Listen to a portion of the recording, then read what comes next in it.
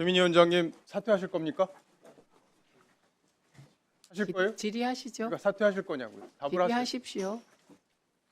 사퇴 안 하실 지금 겁니까? 독감 중이니까 예, 뭐 사퇴한다고 하면 질의하십시오. 최민희 위원장이 아니겠죠. 저는 최민희 위원장을 과방위원장으로 인정하지 않겠습니다. 앞으로는 최민희 위원장을 최민희 의원이라고 부르겠습니다. 지금까지 국민들에게 많은 상처를 주고도 반성하지 않고 저렇게 자리를 지키고 있는 건 정말 후안무치하다고 생각합니다. 지금부터 제가 최민희 의원의 18가지 잘못을 정리해 드리겠습니다. 첫 번째, 무엇보다 국감 기간에 그것도 국회에서 결혼식을 올렸다는 점. 최민희 의원이 존경한다는 노무현 전 대통령은 당선인 시절에 조용하게 딸 혼사를 치른 것 여러분들 기억하실 겁니다. 노 전 대통령을 본인이 거론하는 바람에 사위인 곽상원 의원으로부터 개인의 이익을 위한 역장수 마음이 노무현 정신은 아니다, 이런 비아냥까지 받았습니다. 두 번째, 딸 결혼식 사실이 최초 보도된 게 9월 25일입니다. 결혼식이 열린 10월 19일까지 무려 25일의 기간이 있었음에도 불구하고 피감기관이나 과방위 관련 단체에 화환이나 축의금을 사양한다는 안내를 하지 않았습니다.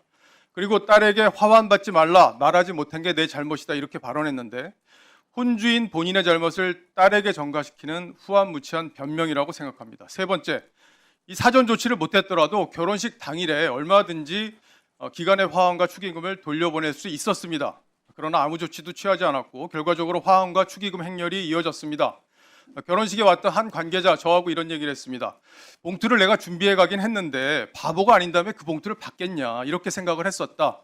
언론에 워낙 보도가 많이 됐기 때문에 조심할 거라고 생각했다. 그런데 축의금을 받아서 놀랬다, 이렇게 얘기를 했습니다.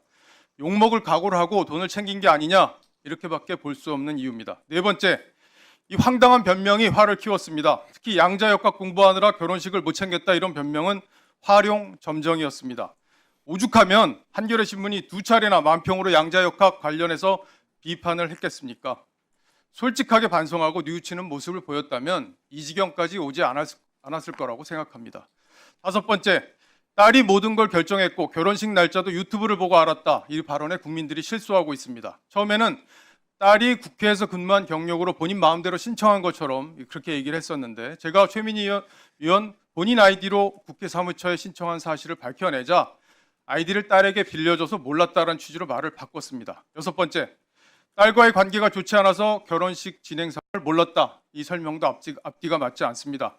딸의 SNS 계정을 보면 9월 26일에 웨딩 사진이 올라와 있습니다. 이틀 뒤에 최 위원장은 이쁩니다 2번, 이렇게 댓글을 달았습니다. 지원 유세하는 영상까지 지금 나오고 있죠.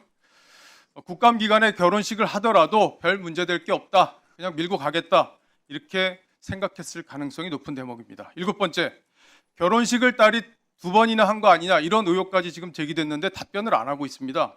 딸 SNS 계정을 보면 지난해 8월 14일에 결혼한 것으로 표기가 돼 있습니다.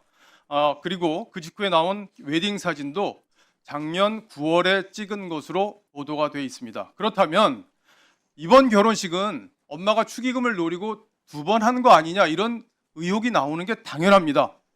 그런데도 이에 대해서 해명을 하지 않고 있습니다.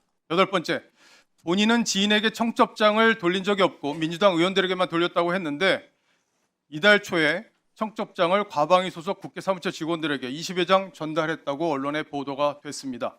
사무처에서도 전례 없는 일이라며 당황했다는 보도 내용입니다. 이건 보좌관이 돌려서 몰랐다, 이렇게 얘기할 겁니까? 아홉 번째, 이준숙 전 방통위원장이 방통위로부터 화환 요청에 대한 보고를 받았다고 우리 존경하는 김장겸 의원이 공개를 했는데 최민희 의원은 내일 국감에 증인으로 채택된 이진숙 위원장을 증인 채택 철회를 해달라고 지금 요구하고 있습니다. 자신에게 불리한 증언을 막기 위해서 과방위원장 직위를 남용하는 후안무치한 행위입니다. 열 번째, 관련 기관과 야당 정치인으로부터 930만 원을 받은 걸 돌려줬다고 했는데 그게 상임위 관련자 전부로부터 받은 돈인지 국민들은 의심하고 있습니다. 축의금 내역을 다 공개하지 않는다면 국민들은 이렇게 생각할 겁니다. 문제가 될 만한 돈만 돌려준 거 아니냐? 그렇게 의심할 여지가 충분합니다. 전부 공개하지 않는다면 수사를 통해서 밝혀내야 합니다. 11번째, 돌려줬다고 하더라도 직무 관련자로부터 과도한 축의금을 받은 것은 문제가 됩니다. 상임위 관련 기업에서 100만 원씩 낸 사례 본인 문자를 통해 이미 공개가 됐죠. 대법원이 과도한 축의금을 뇌물로 판단한 2013년 판례가 있는 만큼 이번 사건은 뇌물죄로 수사하는 게 마땅합니다. 12번째, 축의금 반환을 보좌관에게 시킨 것도 문제입니다. 강선우 여성가족부 장관 후보자가 보좌관에게 사적 업무를 시켜서 낙마한 게 불과 몇 달 전 일입니다. 권력에 취해서 앞뒤 안 가린 행태를 보여주는 것으로 볼 수밖에 없습니다. 13번째, 다른 정치인과 달리 최민희 의원 딸 결혼식이 더 큰 비난을 받는 건 그동안 막가파식으로 상임위 독재를 진행하면서 다수 국민으로부터 미움이 축적됐기 때문입니다. 당내 온건파를 향해서 움직이면 죽는다 이렇게 말했던 것 국민 여러분들 생생하게 기억하고 계실 겁니다. 진보 진영이나 심지어 대통령실에서도 최민희의 독주가 부담스럽다 이런 말이 나올 정도입니다. 미디어 오늘까지 사설로 사퇴를 요구하고 있습니다. 14번째, MBC에서 보도본부장을 퇴장시킨 일, 그것도 자신과 관련된 보도를 문제 삼았던 일, 이것은 이재명 정부의 극적인 언론 탄압 장면으로 기록될 것입니다. 15번째, 이 행태가 논란을 빚은 건 과방위원장이라는 직위를 남용했기 때문입니다. 보도 당사자로서 분명히 자신의 보도를 문제 삼은 건데 나중에 말까지 바꿨죠. 명백한 방송법 위반 그리고 직권남용입니다. 16번째, 해당 특파원과의 문자 메시지가 보도된 것도 최민희 위원장 쪽에서 흘러나간 것으로 볼 수 있습니다. 이 일로 MBC 특파원은 소환되기도 했습니다.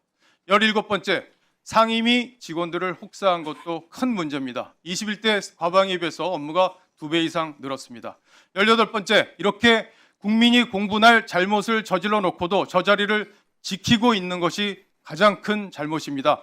개딸의 호의를 기대하면서 SNS 선동까지 하고 있지만 이번에는 국민들이 용서하지 않을 것입니다. 에이펙으로 묻고 갈 거라고요? 절대 묻히지 않을 겁니다.